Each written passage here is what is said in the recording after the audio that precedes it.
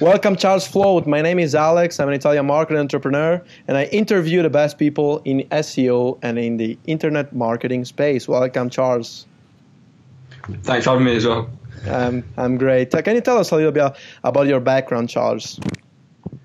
So I'm a British SEO that is moving to live in Mexico in 2 days. I have been an SEO for about 9 years now, and I currently run a very big SEO blog that I haven't been doing much with due to a wrist injury. So I'm growing my YouTube channel and also run an agency, and my majority of my earnings come from my affiliate SEO websites that I run and have run for the last 5 or 6 years now. Cool, very nice. How did you start it? You were also involved in hacking, I've heard. Yeah, that was quite a while ago, though. That was like 5, 6 years ago now. Yeah. Yeah, so, well, I can tell you how I got both started in both of them. They're kind of interlinked. I was just mainly like, a typical kind of geeky kid back when I was like 7, and my mom knew that I was good with computers when I was like 11 or 12, and she basically built this brand new website that cost her like £10,000-15,000, which even back then is worth more than it is today. So, you're talking probably about 20 grand in today's money. Crazy money.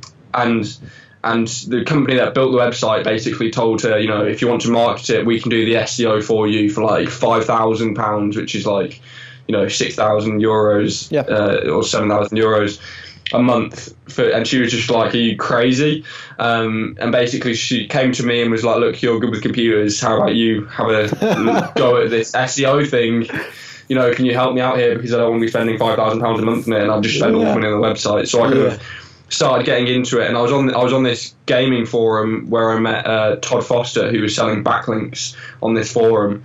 I bought some backlinks off him, added him on Skype, just started talking to him, and he kind of taught me the ins and outs of SEO and got me started in things. And then we started building projects together. Like, we owned the biggest RuneScape private server in the world at one point. It had like, I think it had like 80,000 members or something that were paying every month to be part of this private RuneScape server. But yeah, and because we built this server massively, we started getting hacking attacks and stuff. We started getting people hacking and stuff. So I started looking at the legitimate side of hacking, which is like protecting from hackers. And then kind of because I was like 13, 14, the nefarious side of it just kind of overtook my interest, and I started looking at more like illegal things as well. Yeah. And yeah, I just kind of started getting into kind of the wrong side, stopped doing SEO for like 2 years or so, and then I got back into SEO when I kind of turned 15, 16. Cool. But I guess this like hacking background really helped you out as well with SEO, because it is a little bit about searching, digging SEO, right? Yeah, exactly. Kind of like I learned how to code from hacking. I learned like a lot of stuff. Yeah, I started doing like making Python scrapers and stuff for SEO when I was very young. I made an expired domain crawler like 4 or 5 years ago. I think it was like 5 years ago now, or 6 years ago, which was one of the very first expired domain crawlers ever, and I didn't even release it. I just used it for my own kind of projects. Yeah. Can you tell us a little about your ventures nowadays? How they are divided? Like, how many do you follow, and how do you schedule up your time? So I don't really schedule my time. It's like my time's like consistently taken up by doing things nowadays. But the majority of my stuff at the moment is kind of split between mostly affiliate SEO, and then the rest of my time is taken up by doing some agency stuff, because me and a guy called Daniel Cutridge, who I launched a course with recently, own an agency together, which we do like revenue share SEO, where we work with e-commerce businesses, e-commerce websites, get their traffic higher, and we take a percent of their revenue. What percentage? Based on, as in, it depends on like each client. So some of the bigger clients that have got websites that do hundreds of thousands of pounds a month, we take like 3.5%. Okay. Some of them go up to 10% depending on the product, because we actually have a manufacturer that actually manufactures the product. So obviously he has a higher profit margin. But it very much so depends on the client. So once we actually start building their website up, we get more money the more sales they get. So it works for us. Sure. So you go from 3% to 10% at most, right? Or do you go also 20% or more? No, we've only got clients up to 10% at the moment, because it's a whole revenue share, it's not profit, so we actually just take a cut of the entire earnings. It's a big chunk for sure. Yeah, exactly. And do you also charge for a setup fee or monthly fee after that, or No, it's all revenue share based. We generally, what we start off doing is we start off by asking them to set aside an amount of money for a budget for us to like buy links and stuff with, and then we'll do revenue share. So initially up front, for example, we had an e-commerce client that specialises in it was actually the manufacturer client. They gave us about £19,000 to invest in like links and on page and stuff at the very start of the campaign, and we just went ham with building links for them all over the place. That's a good budget, I guess. To spend on fun stuff, fun SEO stuff, right? Exactly. And about affiliate, your affiliate websites? Yeah. My affiliate websites are just kind of. I last year I sold tons of my affiliate websites. I had like over 40 or something last year.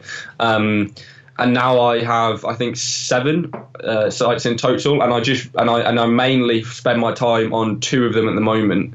I have recently started JVing with people again, but please don't message me about JVing. I get so many of them.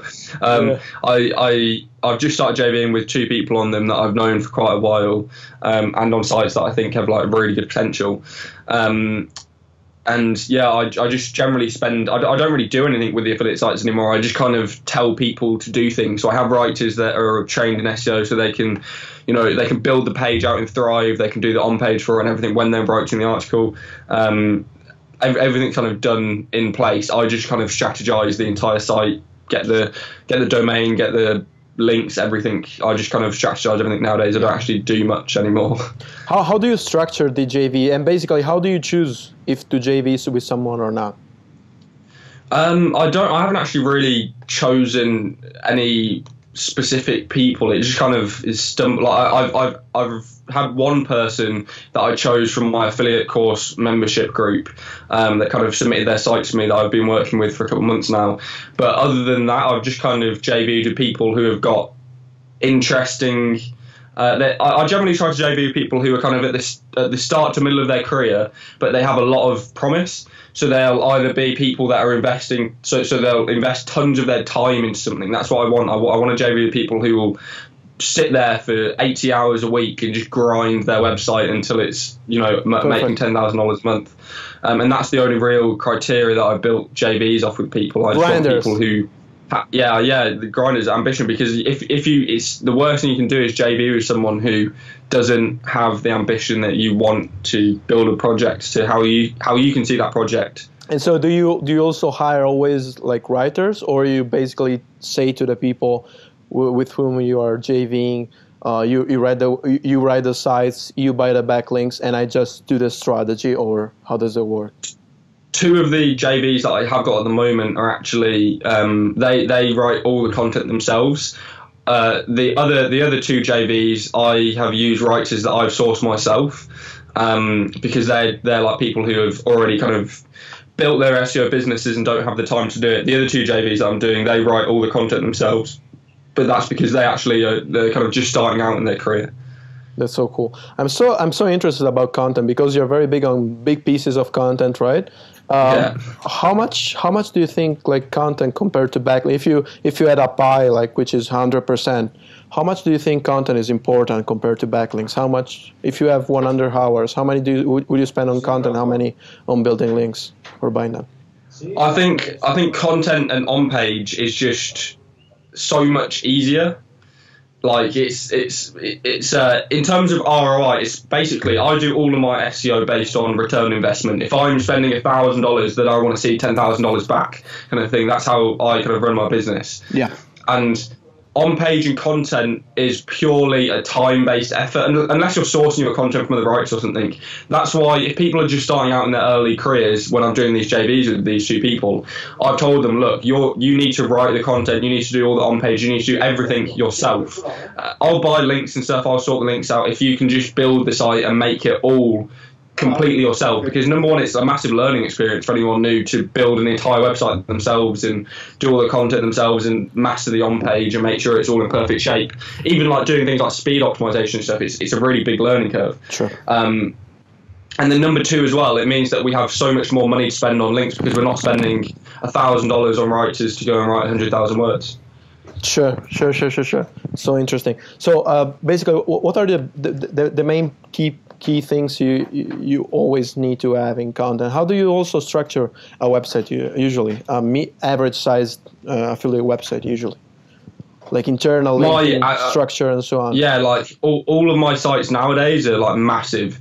So I'm doing a project at the moment with Daniel, which there's a follow along case study that we're doing with Builder Society, where we're basically taking your website from $0 to $10,000 per month. I've heard about it. Yeah, in 3 months' time. So in 3 months of building it. But basically, so the way we've been able to do that is just by scaling it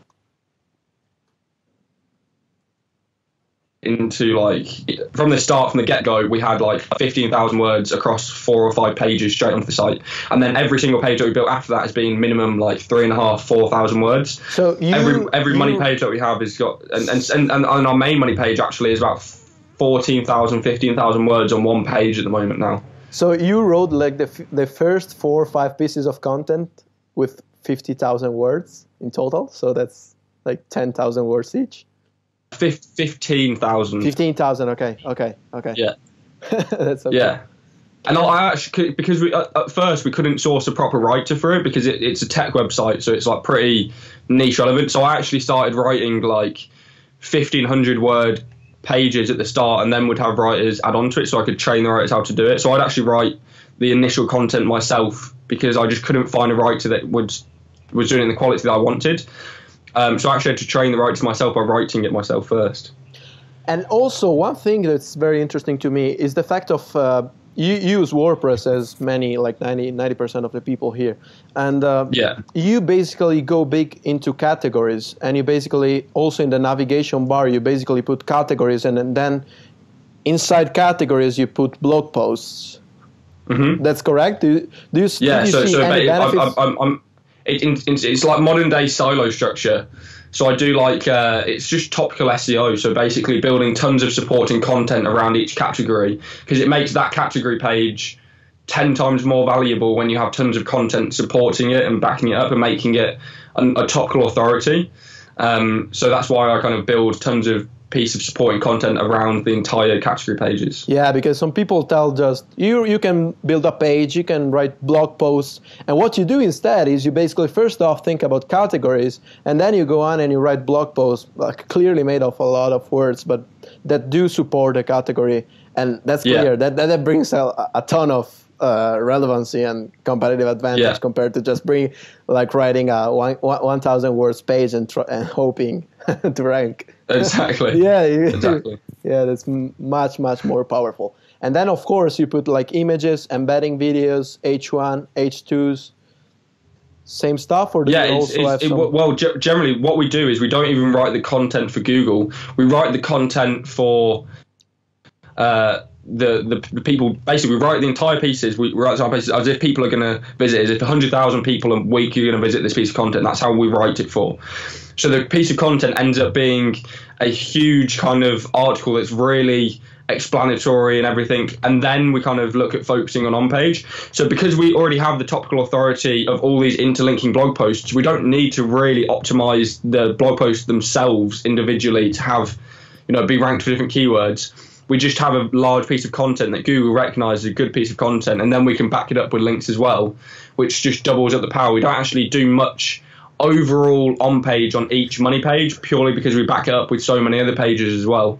So you consider money pages basically your category pages, and blog posts you don't consider money pages, or you consider them as well money pages? No, it does depend on what kind of affiliate site I'm doing. We have, because we built a lot of the supporting content that we build for these big affiliate websites actually generates traffic themselves, and they generate links and things like our project that we're doing, the 0 to 10K in 3 months thing. Within the first month, one of the supporting content guides that we'd made that was 7,000 words, and it was really technical and stuff, and attracted 2 natural links.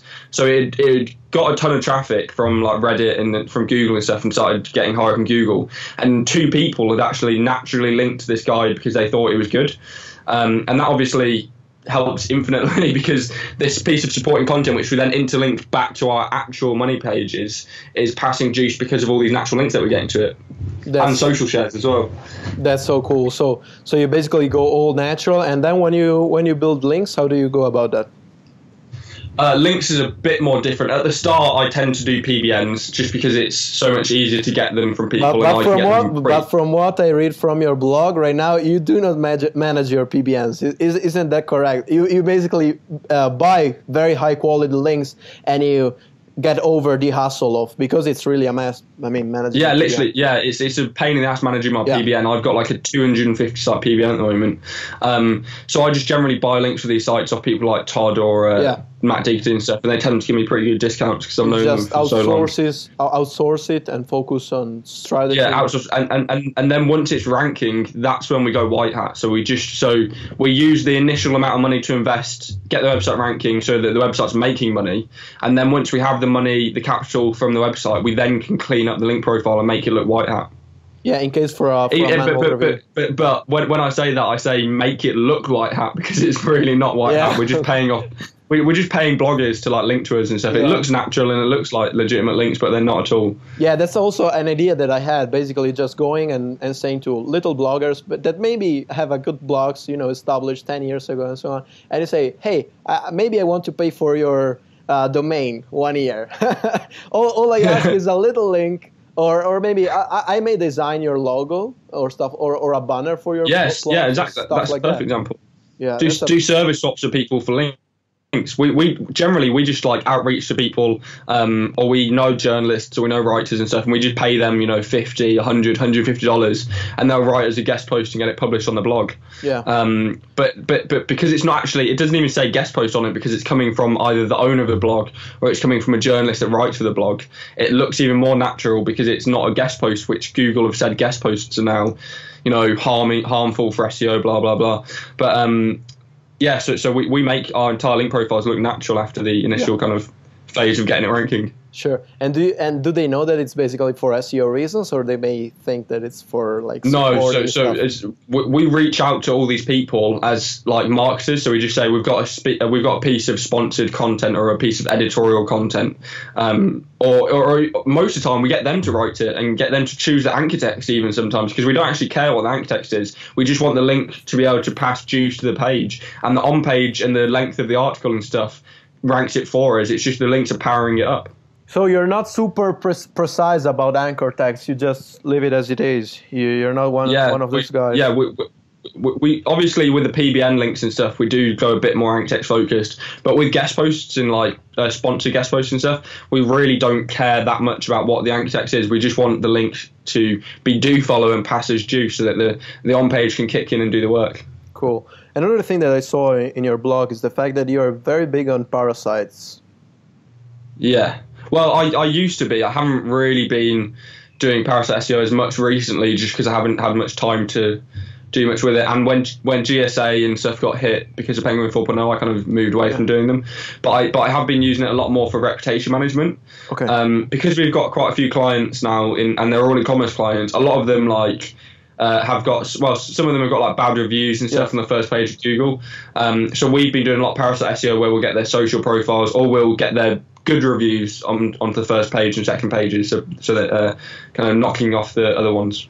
Sure, I would say that people are even more willing to spend money on reputation management than SEO because that's really hurting them, and so they really feel the pain, and hence they're willing to spend big money on especially hotels and things. If you can find a hotel that has got an average TripAdvisor rating of like 3 stars, you can get them to pay a fortune for you to remove it off the first page. Yeah, because I mean, like removing a TripAdvisor rating from the first page, it's not easy. Yeah, it's not easy. No, it's not. It's not. Sure. How do you basically? So you start building about me pages, YouTube. What other kind of parasites do you?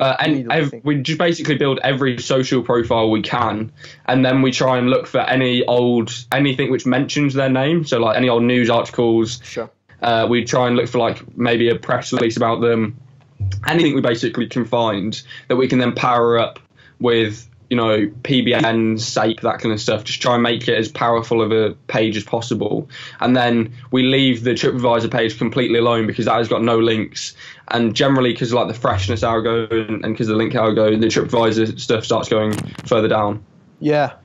So you also do press releases for every single parasite or no. So we'll buy a press release maybe, or we'll see if they have any press releases online from like a previous campaign. But when we're doing press releases for Parasite specifically, we don't do press release distributions or anything. We buy a single press release. Okay. So we'll get, for example, you can buy like one press release on Yahoo Finance.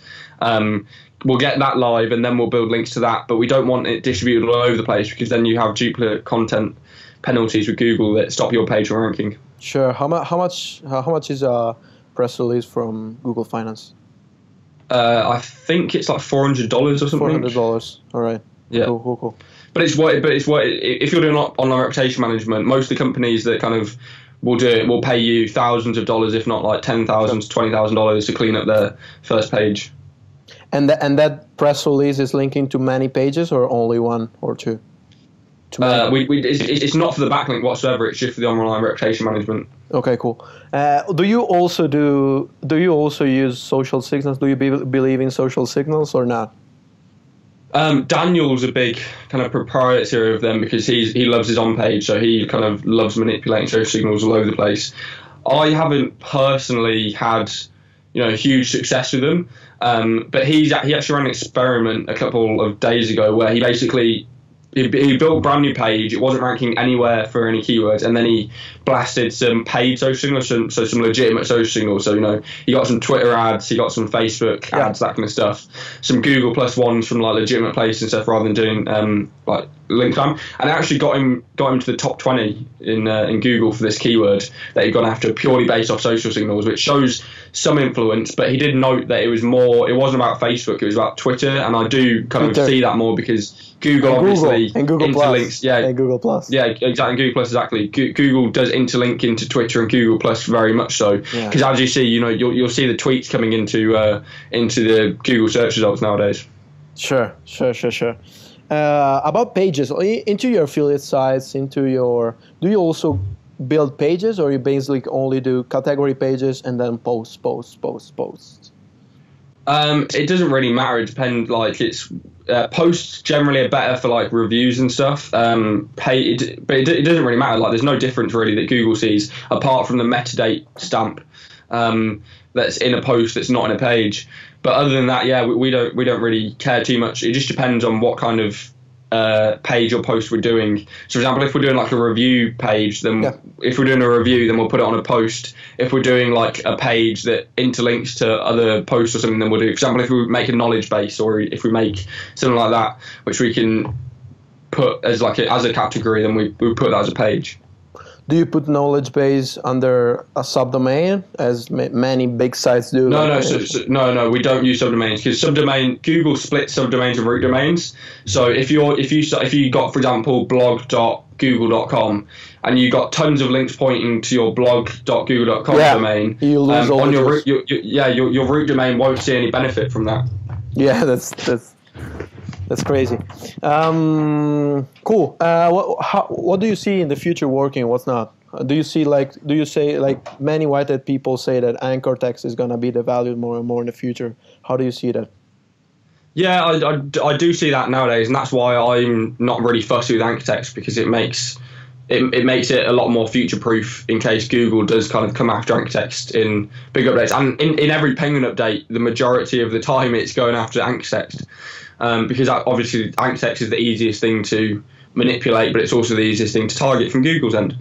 I think in the future it's just completely going to be about relevancy, and that's what and with the Google Thread update as well, I'm releasing a video hopefully tomorrow talking about my thoughts about the Google Thread update, and from my kind of correlation from looking at sites that have been hit and correlation from looking at sites that have seen improvements. It's all about niche relevancy. Any backlinks that you have got that are niche relevant seem to be more powerful nowadays.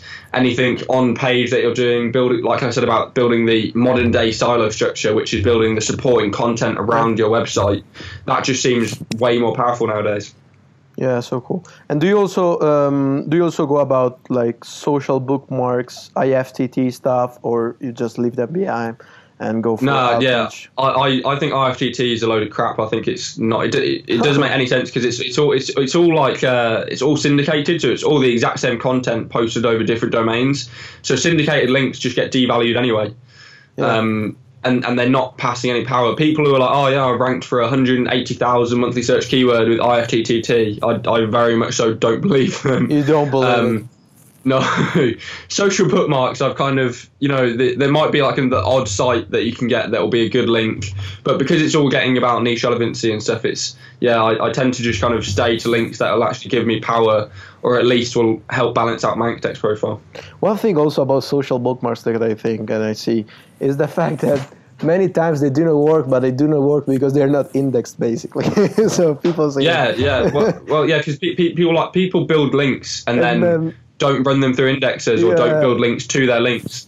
But then at the same time, I think it's just becoming more and more about niche relevancy, and social bookmarks aren't niche relevant at all, really.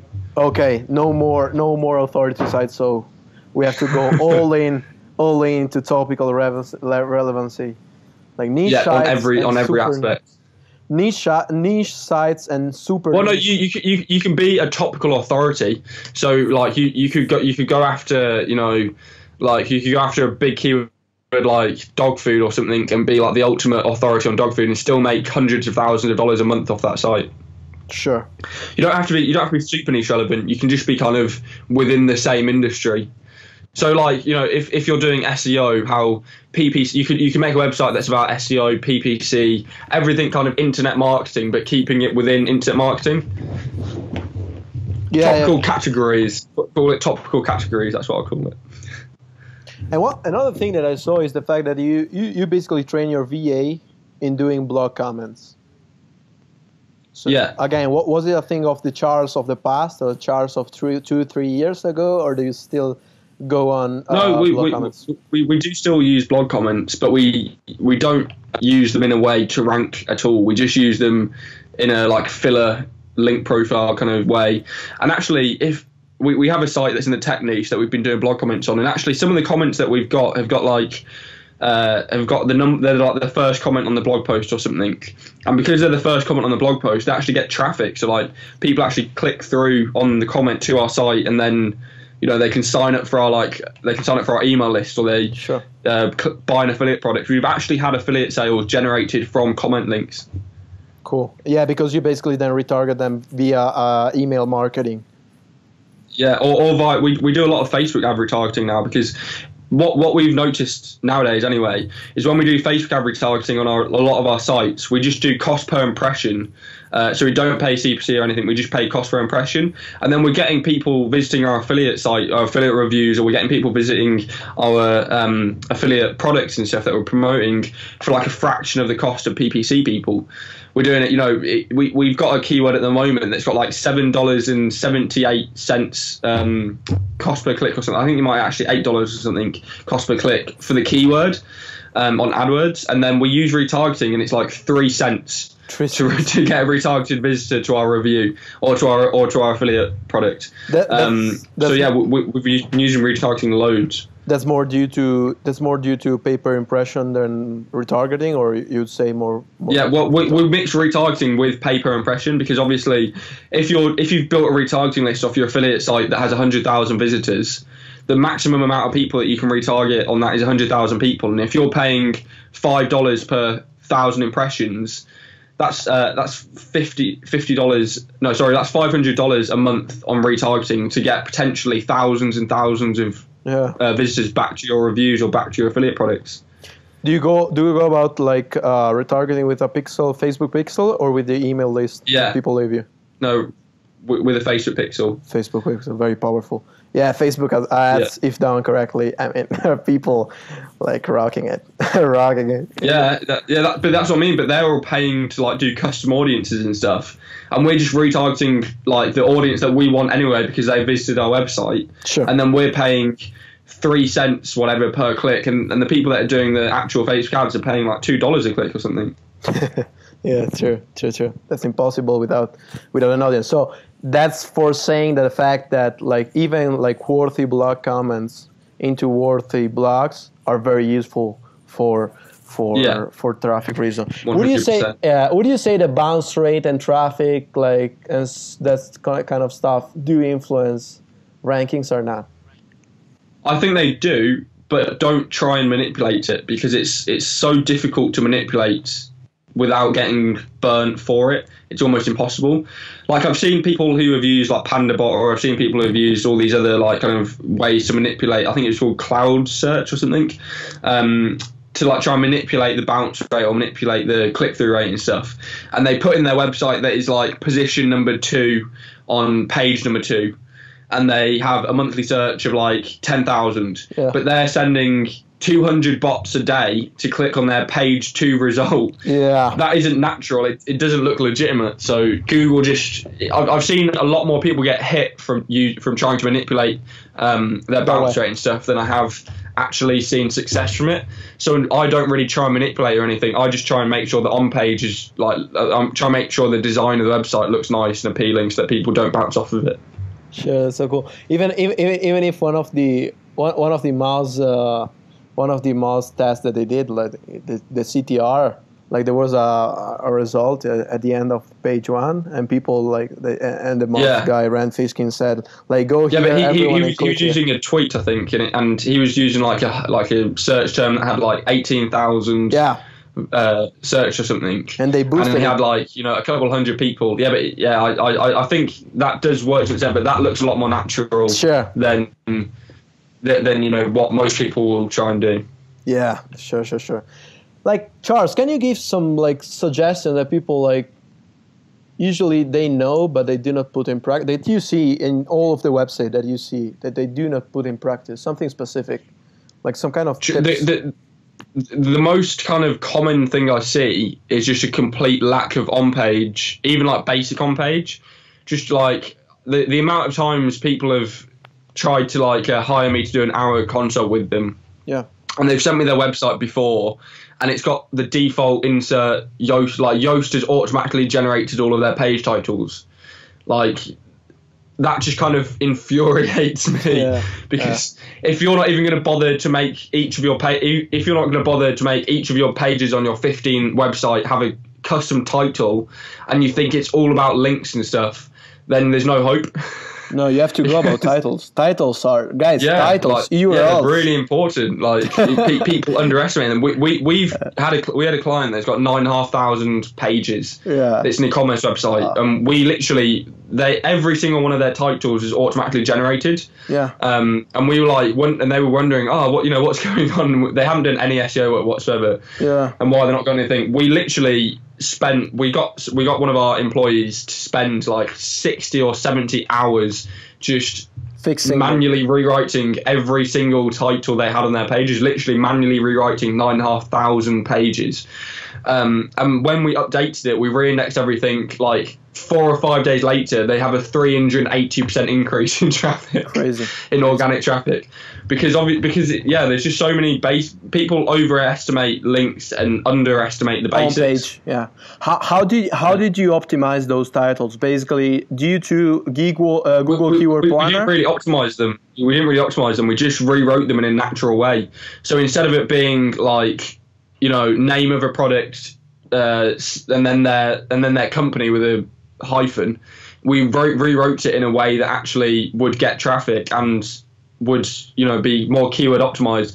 So instead of being, for example, if we wanted to rank for the best dog food on the category page, instead of having it as dog food brand X hyphen brand name of the company, we changed it to be actually the best dog food brands at a low price by this company.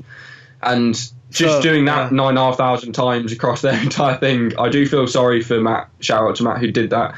I do feel sorry for him having to do 70 hours of rewriting titles.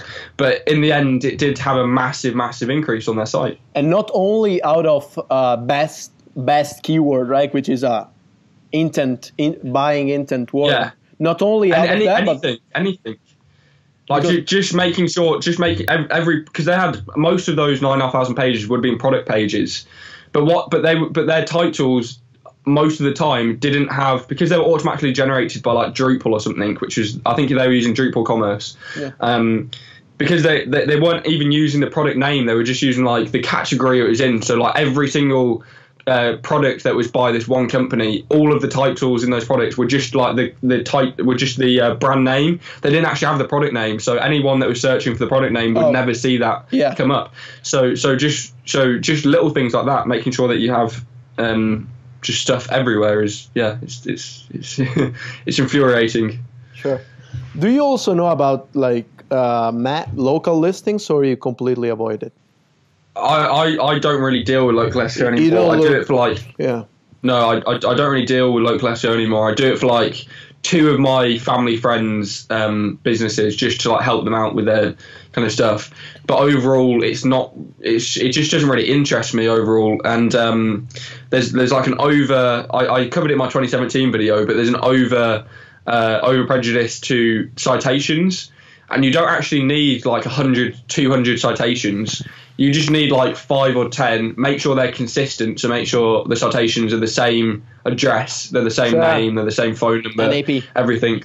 Yeah, exactly. And you'll be winning. You don't need to spend 50 hours manually creating every citation on Earth to be able to rank in Google Maps. It's a lot less about that. So about site structure, flat versus silo. What's your take on that? You use something yourself. You created a third option, right?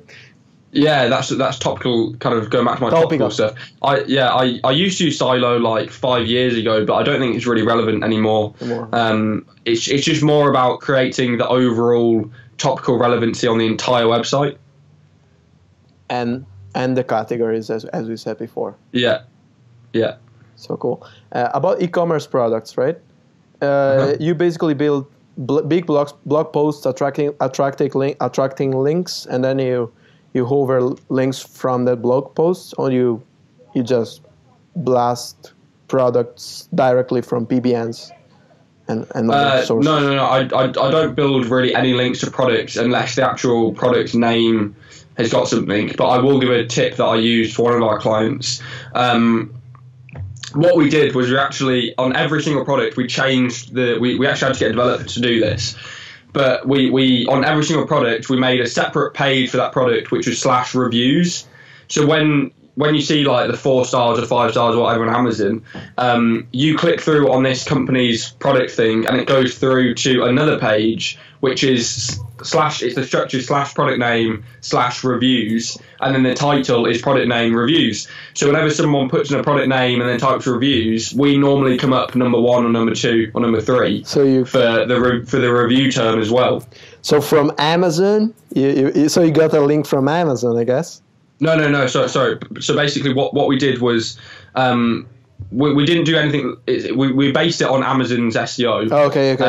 So we built this. We got a developer to basically make a separate page for every product, which was /reviews. So it would be like /dog food /reviews, which would be on the product page. And then when you clicked the 4 or 5 stars on the product page, it would go through to that /reviews page, and the meta title for that would be product name reviews. So whenever someone put in review, like search into Google review of this product name, or review, like product crazy. Name reviews, we rank at the top for that page. Due to URL, due to title, and due to the links, due to the internal link, I guess.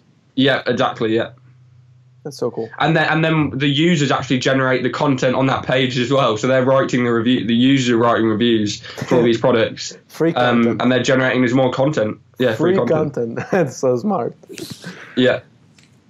So Charles, to someone who do not have too much money to invest in links, like if you're broke, if someone hearing is broke, they did like own page perfectly.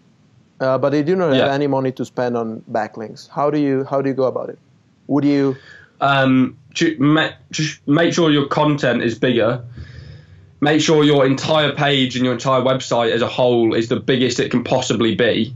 Make sure your on page is obviously perfect. And then once you have that, see where you're at. So see where you're ranking. If you're ranking like the top of page 2, then you're already nearly there, then just go and build, your social profile links. Look at building links from Reddit. Look at Q&A websites like Quora or Yahoo Answers, and go and answer people's questions about it and link to your website there. Go on forums and start posting all over the place on forums, and then put a signature link back to your website. Go on any number of places. Go on Tumblr and build links there. Build links anywhere you possibly can. Find free directories for your niche that you can put your website on. There's loads of different free linking opportunities out there, and people are so focused on their having to buy PBN links that they ignore other free wins that they can get. Yeah. So their competition is one step ahead because you're getting all these other links for free, which you normally wouldn't be able to get because you have to pay for them. Start with the easy picks and then go. If it's not reachable, go for PBNs and other more expensive stuff.